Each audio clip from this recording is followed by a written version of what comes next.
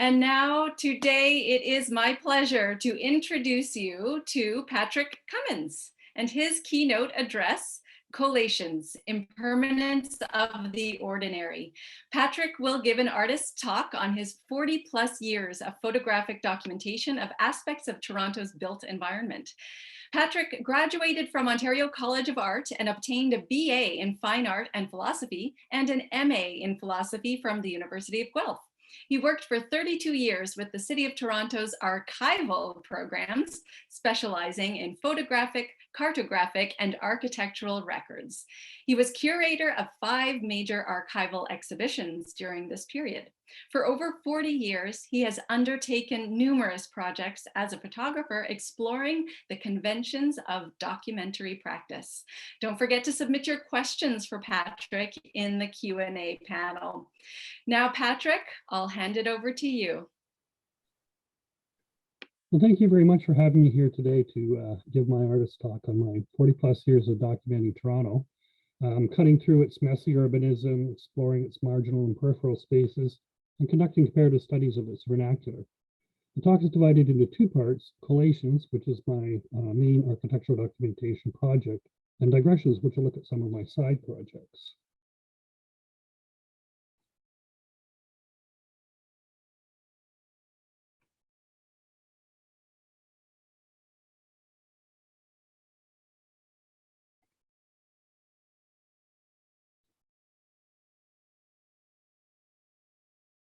Having some trouble getting the slideshow to play.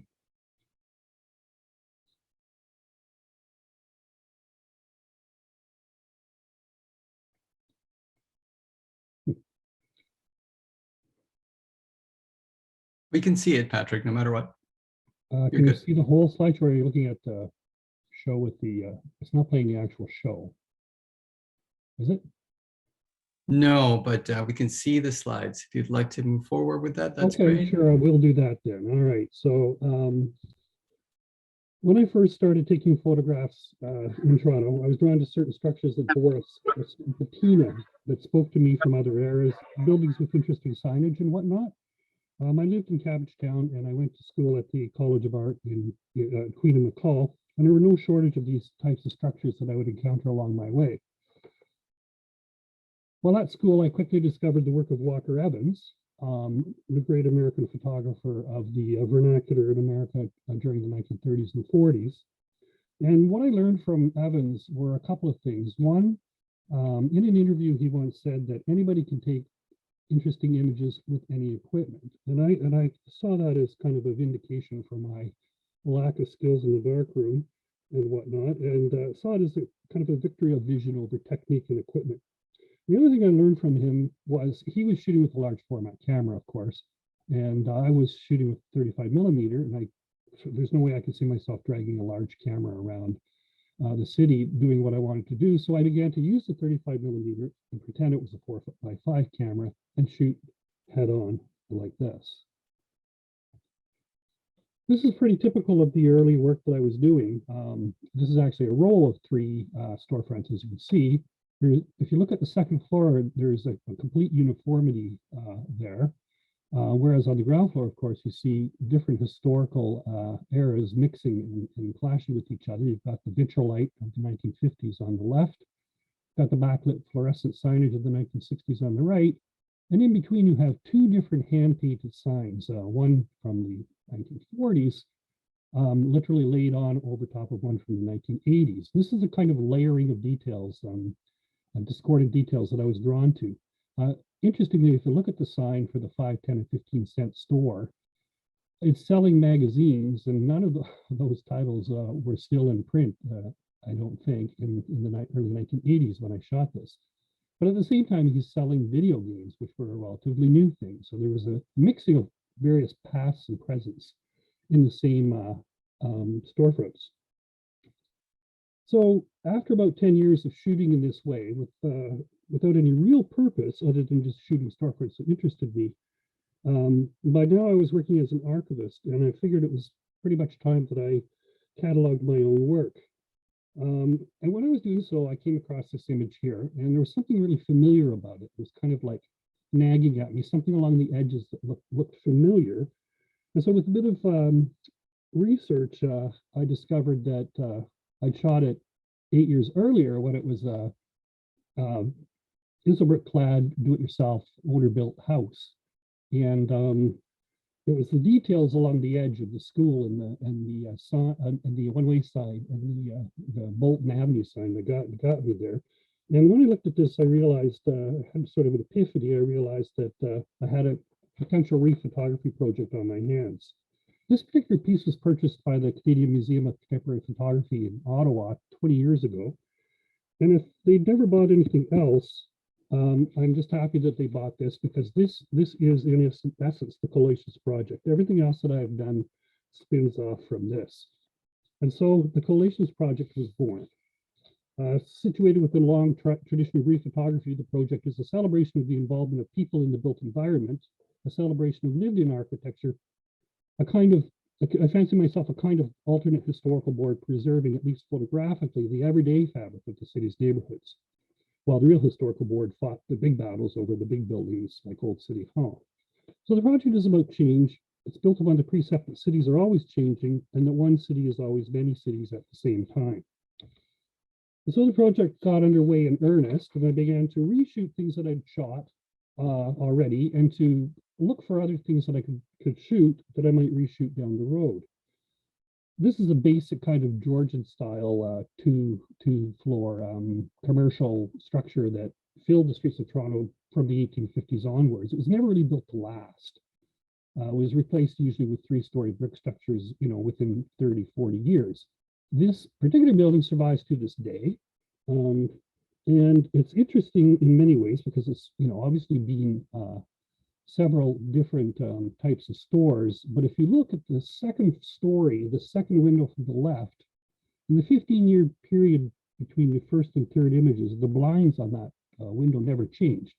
And that brings to mind, what Sean McAuliffe has referred to as the secret life of the second stories of Toronto's commercial storefronts. So this storefront here, neither one of those stores is the original. In the top image, which you would think is the original, it's actually a Sandy L. Simpson art gallery, filling what had one time being the original furniture company.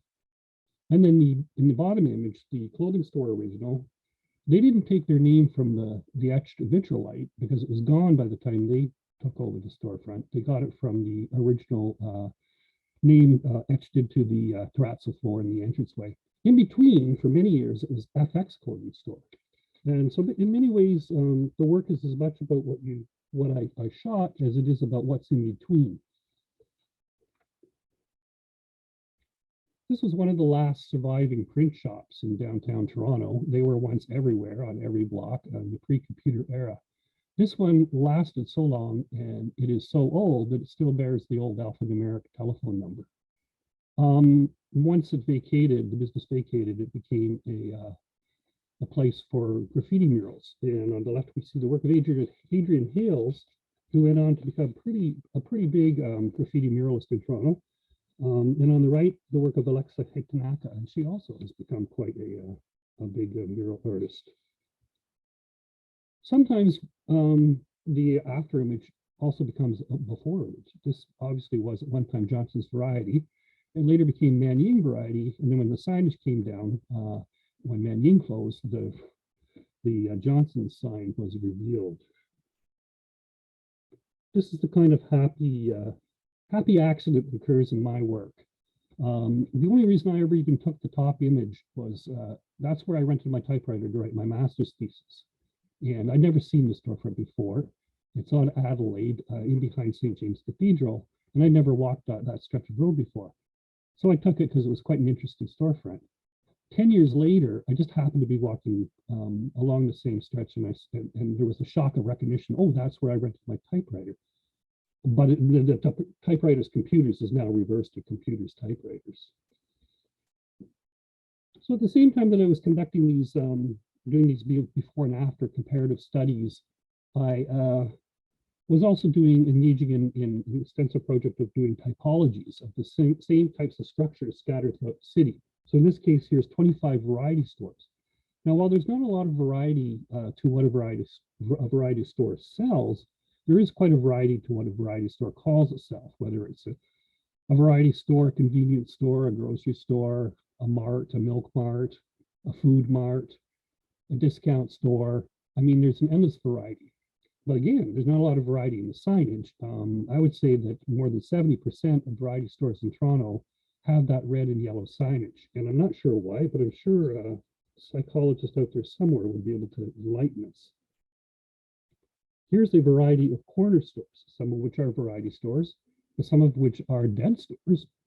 These would be stores that have been gone out of business and have been bricked over and are residences or something else. There's vestiges of the last vestiges of point of purchase tobacco advertising visible in some of these, as well as the kind of point of purchase privilege signage that was provided by various manufacturers for owners to advertise their product, and they would get a free sign with their name on it. And of course, the biggest of these historically was always Coca-Cola. And you know, they were the Coca-Cola signage was all over the Toronto streetscape from the 1910s onwards. These are several examples shot over the last 40 years, and at this point in time, I would say maybe only 3 or 4 of these particular storefronts survive. This was an interesting reveal that occurred during construction of the Eglinton Crosstown when an office building was torn down right at the corner of Bathurst and Eglinton, and this was revealed on the wall. This had once overlooked a parking area for a cinema and was drawing people over to Bathurst to the delicatessen. It's interesting because it echoes one of the more famous Coca-Cola advertising slogans, always Coca-Cola. Now, this sign has not always been there and is not there now. It lasted about a week. Not surprising given that those Coca signs sell for about $1,000 US. This is the type of erasure that commonly occurs on Toronto's commercial streetscapes, where a once viable corner community store has been completely erased to the point that it is, we don't know what. It's just a dead store. These kinds of dead store pockets, you can find pockets of these along all of the arterial roads in Toronto. You know, at one point this would have been a butcher, a baker, and probably not a candlestick maker, but like maybe a dairy product store. And with the in between the wars, these were very, very common. And then, of course, after the war, with the growth of the automobile usage and the growth of the suburbs and the increase in shopping malls, these pockets of commerce dried up. And here we have 2 that have been converted to housing, and the middle one that's just hoping for some occupancy. This is a dead store that currently still sits at 125 Sherbourne. And these were shot over a 5-year period, showing the commercial postering that you know, can be seen all over construction hoardings and whatnot in the city. And of course, there's always been an issue with postering, government versus community in terms of like trying to banish it, but it always seems to stick around. And in fact, with commercial postering, the government is actually one of the users of this type of postering, which is kind of interesting. Now, this structure now, the last 15 years has looked like this. So they won the battle against postering on that. Moving to residential, at any given time, a city is the sum of many things, not just its architectural greatest hits. This is the lowly Gothic cottage, characteristic Toronto workers' housing that can be found, you know, a lot in Cabbagetown, but it's actually can be found in several places. The first 2 images look very much the same, and they're 10 years apart. And then, of course, the change started to happen more quickly, and it is now gone. These are some of the oldest semi-detached houses in Toronto, built in the 1850s. They're known as the Robinson Cottages. Nothing highlights the battle between university and diversity in the urban landscape more than the semi. Uniform in origin, it gives way almost immediately to diversity from day one. You can get a hint of what these looked like on day one in the bottom right image on the right half. You can see the polychromatic brick of the structure. Now here's an interesting semi. It's very blank. Its stores are dead. It's very monochromatic looking. Who can guess what goes on behind these walls? In fact, in this case, this is the last home of Russia's Grand Duchess Alexandrovna Romanov, daughter of Emperor Alexander III, and sister of Tsar Nicholas II. She lived here after she escaped during the Russian Revolution. She lived here until 1960. These are a couple of examples of bay and gable housing, second only to Gothic cottages in terms of iconographic Toronto housing. And those bays, they're all about trying to increase the sunlight getting into these rather narrow houses, which is interesting because that's quite a problem with condo developers today. Here's the stretch of St. Clair Avenue West. This is typical commercial vernacular architecture characteristic of arterial stretches along St. Clair, Eglinton, Danforth, etc. In this case, this section of St. Clair has been earmarked for high-rise development.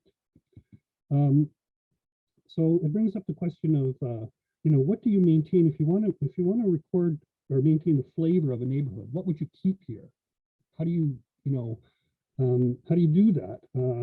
And so it's been interesting to see that in terms of the city's heritage apparatus, in more recent years, it has begun to designate neighborhoods rather than individual structures, in just such an attempt to try and control development to the point of maintaining the flavor of what, makes these neighborhoods part of Toronto's city of neighborhoods. Okay, so the Digressions projects, with these are side projects that were initiated when I was without my main camera for over a year. So I began to explore documenting the city in a more detail-oriented approach using color with a point-and-shoot camera, moving away from the rigidity of the Collations project, moving off the street grid and into the alleys and laneways and along the rivers and rails and trails of the city, examining what lies on the periphery, in the margins, and behind the scenes. And so I began with looking at what I was just seeing lying around when I was out shooting the buildings that I was doing, and began to notice certain things such as, for example, here we have examples of the 1889 catch basin access covers.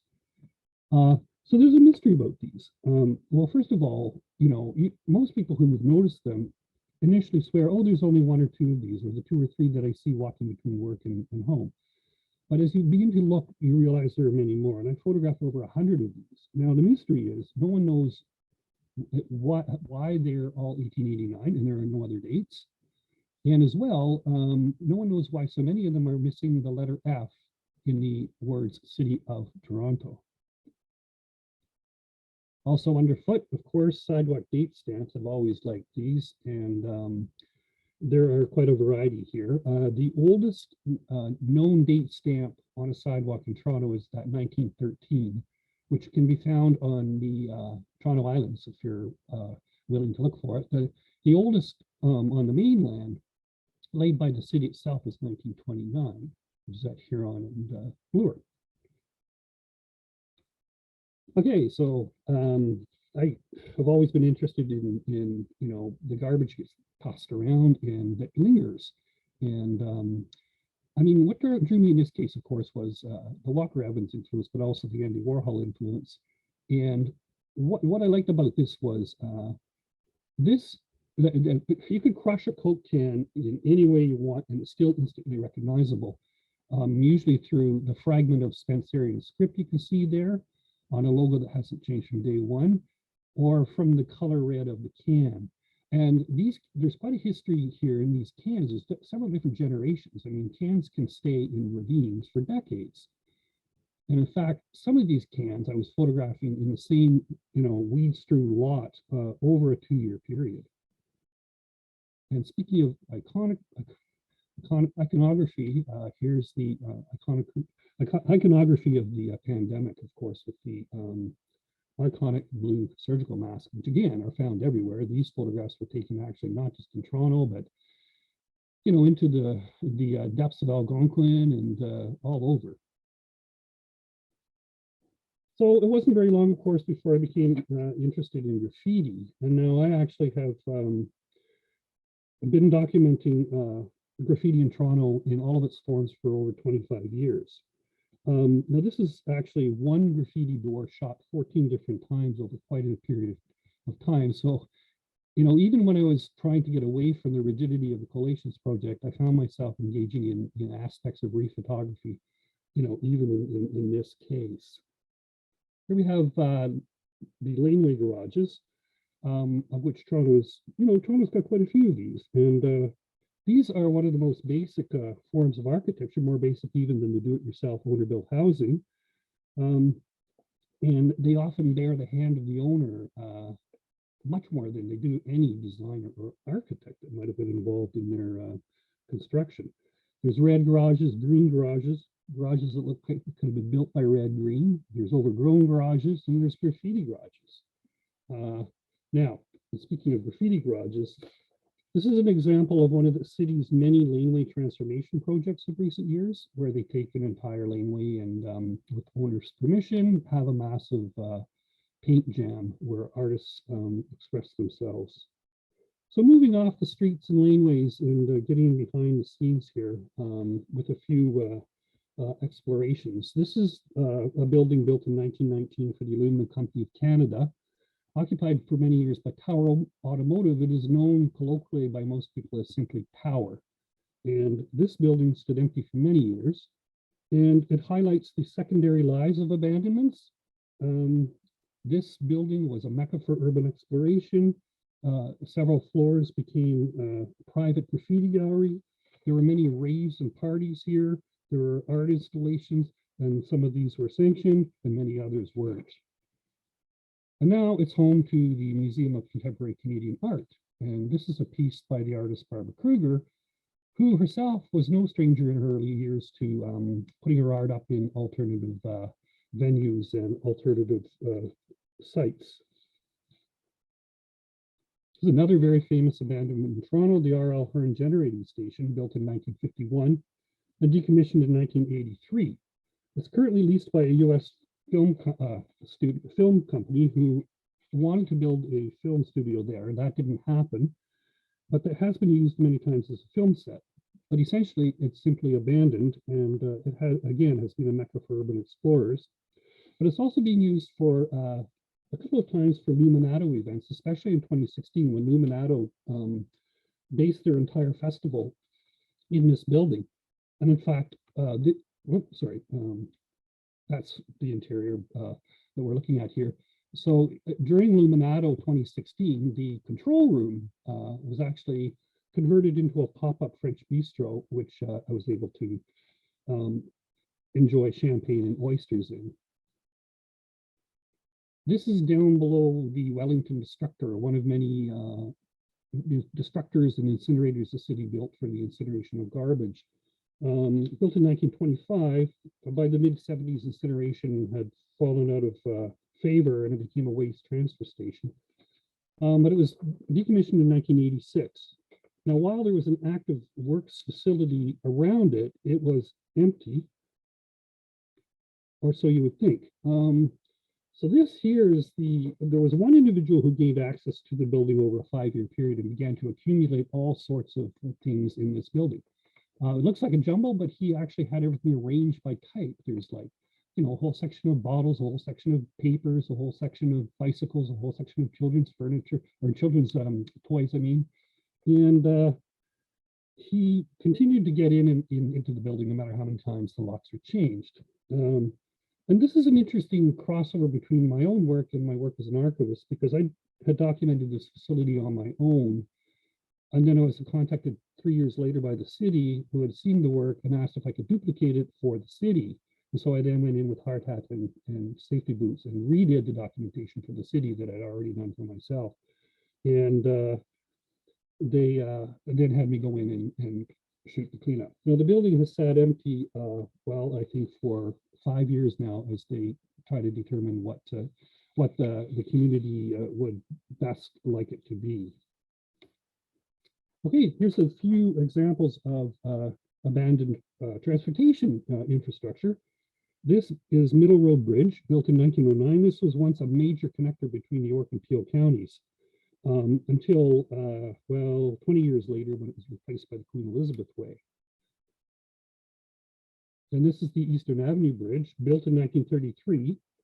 for $71,000 made redundant by the Don Valley Parkway and a reroute of Eastern Avenue.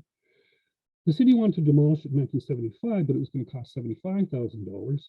And it was deemed cheaper to maintain it in a minimally safe condition so that it does not collapse despite its uselessness. But it is cordoned off, so although every time I've gone there, there's always been a way to get onto it. And I've seen interesting little impromptu pop-up art events occurring here as well. This is the CPR Dawn branch of the railway from 1892. Built in 1892, the last train to roll along here was actually the CP Christmas train in 2007.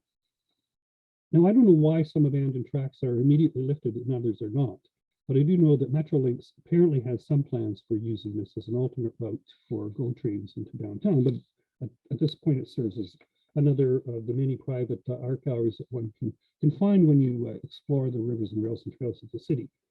And I'm going to leave you with just a few of those. The tunnel work that you find is extraordinary. This is actually the Don River. And this is a more remote location, so it's less populated with work.